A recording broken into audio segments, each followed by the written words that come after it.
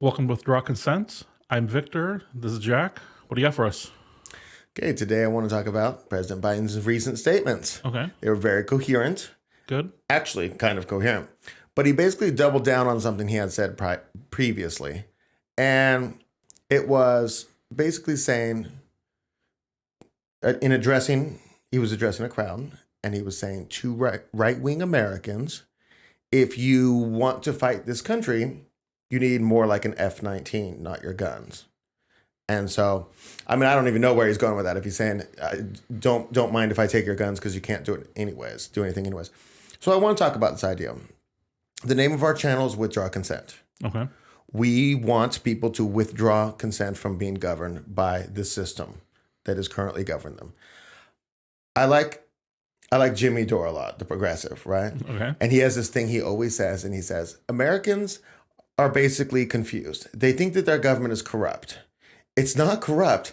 It's super corrupt. It's maximum corrupt. It's complete evil, you know? Okay. And I think that's a trap that people fall into where they say, oh, yeah, they're pretty corrupt. It's, insider trading and stuff. But it's acceptable corruptness. Right, like- right. It's like, hey, I got a boat. I don't have a boat, but say I got a boat, And so I don't gotta. Anyways, but basically, so there's this myth. Okay. And the myth is that the American military is very powerful, therefore the people of the United States can never stand up against them. And it's kind of a Psy-Op, because what it is it's misrepresenting what's happening here. If the American people didn't have guns and the American people all stood up and said, no, we're done with this government. Like if all of them said, with no guns, nobody owned a gun, it's over. It's just completely over. Because what are they going to do? I mean, are they going to end the lives of every single citizen in the country? Like they could. I mean, but at one point the military's going to stop doing it, or whoever they have doing it. It's a silly idea. You know what I'm saying? That the people can stand up? It's a silly idea that, well, look at the American military. It's so powerful that you can't do anything. And I'm saying you could end this system without firing a shot, without any guns. Correct. And if you had, if people were, say if a good amount of people, say millions of people, supported ending the system, and say there were maybe 10,000 people who were very serious about ending the system, that would be enough. It would just simply be enough. And we don't got to go into details about how that would happen, but 10,000 people would be enough if they were supported by millions of people, ideologically. I'm not talking about lone wolves and don't go do anything crazy. Yeah, but there's another myth, or Psy-Op, I'll even say, that's kind of parallel to this. And it's when people say, and I just think this is nonsense. They say, well, the American military has technology about 30 years in advance of whatever you know. And I feel like that's also a Psy-Op too, because it's like, you can't do anything because they have spaceships and laser guns. Okay, well, your spaceship is going to be as ineffective at stopping people from stopping the system as an F-19 is. Right. Your laser gun is going to be as ineffective as a rifle is. Because say we lived in like a V for Vendetta type of situation, and say we were having this conversation, we aired it, and then the system said, hey, we don't like this. We're going to end you. Send an F-19. Okay. F-19 blows up the facility we're at now. There's, say, 15 other civilian casualties. Now there's 10 times more people supporting what we're talking about than before. Sure. The F-19 can't make the solution because the solution's entirely ideological. It's not driven by a weapon. Weapons can be involved by either sides. Who knows? But it's an ideological struggle. And he's like, my F-19 will destroy your ideological views. But no. And I don't even care if you have 30 years or rods from gods, and spaceships. And I don't really care because none of that's relevant to the conversation. The thing relevant is, do we consent to you governing us? And the answer is, I don't. But that's not enough that I don't. It's do you consent? And do you do things in your life that actively allows the government to do this? Do you continue to consent every day? So I'm just going to argue real quick that if you're not actively doing things, and nothing crazy, but if you're not actively doing things to encourage others to withdraw consent yourself, if you're not actively doing things, then you're just passively acquiescing to consent. That's consent. Your consent. Yeah, I mean, you didn't say no, did you? I'm saying no right now. Right. I'm taking time out of my weekend to come do this show so that I can make a difference and actively withdraw my consent and convince other people to do the same. Yeah, part of this this show came about because you and I have had conversations about this and wanted to know, why don't we see content from other people who say the things that we say to each other? And again, very clear, we're not advocating for violence or anything like that. This is just about getting more people that think the government is terrible. And when we saw that there is no content, it ends up coming down, well, why don't we make content? And at that point, it's almost our responsibility to stand up and do something, because we've identified the problem, and more people need to do that. Stand up. Right. And so in your personal life, you have to question every single thing you think about our country, about the system, about everything. That's why we did a Back the Blue episode. That's why we're going to do should we support the military? You've got to think about all these things. But I think it would be relevant here if you watched a movie recently. Can you tell that story? Are you interested in telling it? This is the London Has Fallen? Yes. Okay.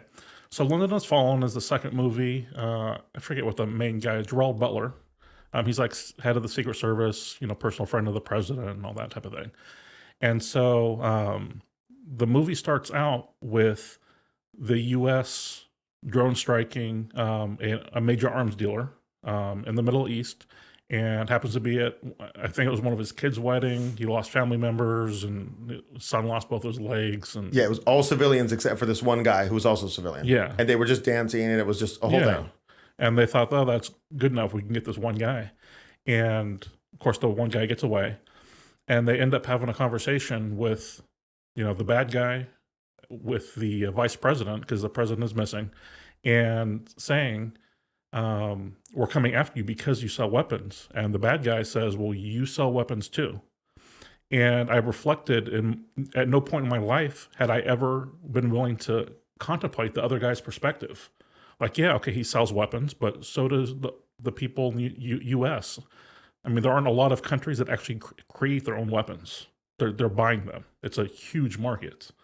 And to make it that guy is worse than the countries that are selling weapons, it's an insane thing. And to justify killing his family and all that, you have to be able to consider, and it's very hard at first, that who is actually the bad guy. Are they both bad guys? Are there different levels of bad guy-ness? That type of thing. Yeah.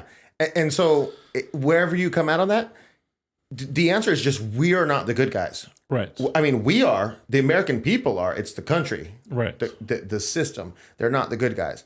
And like, as the movie goes, they, just spoiler alert, Yeah. they do capture the president. They're going to execute him live on television.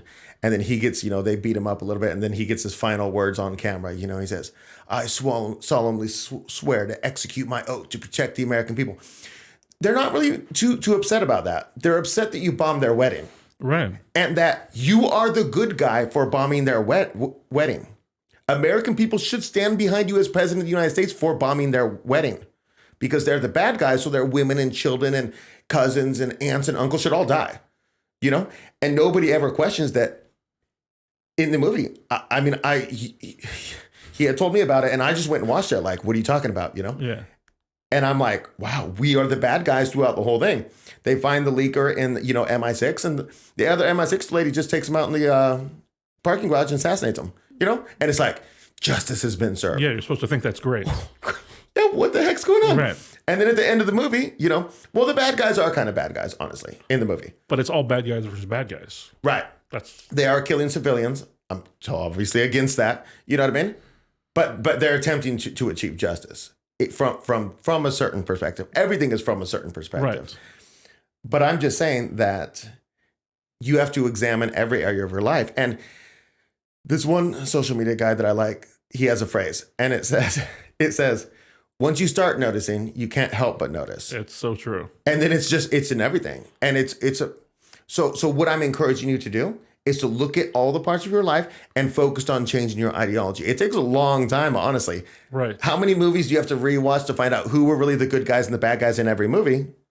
before do you know what I'm saying? Right. I'm honestly at the point where I don't want to watch my favorite movies that have a potential of being ruined, because now I'm going to see them completely different because I understand the world difference. Right. And it's kind of depressing because I like movies. Right. But I also want to see the world for what it is. 100%. That's the most important thing. Yeah. So if you want to take the blue pill, don't even just stop the video now. Yeah. But if you're interested in actually learning what reality is like, then you got to go on this progression. And you going on that progression is actively helping withdrawing consent, because Yes. you are moving there, because you've got to get down that ideological road until you can effectively influence other people's ideological. Well, even you have to be able to go down the road far enough that you can convince yourself that, yeah, man, they're right. This is a terrible situation that our government is in. And, Right. And then you can, now I'm withdrawing consent. Now I want to help others get to that point as well. Right. Okay. Cool. So that's basically the close there. If you got someone that you want to, help down this road or anything like that, show them this video. We've got plenty of others for people who are at different stages. Check them out, share them, and like them. Thanks, guys. See you next time.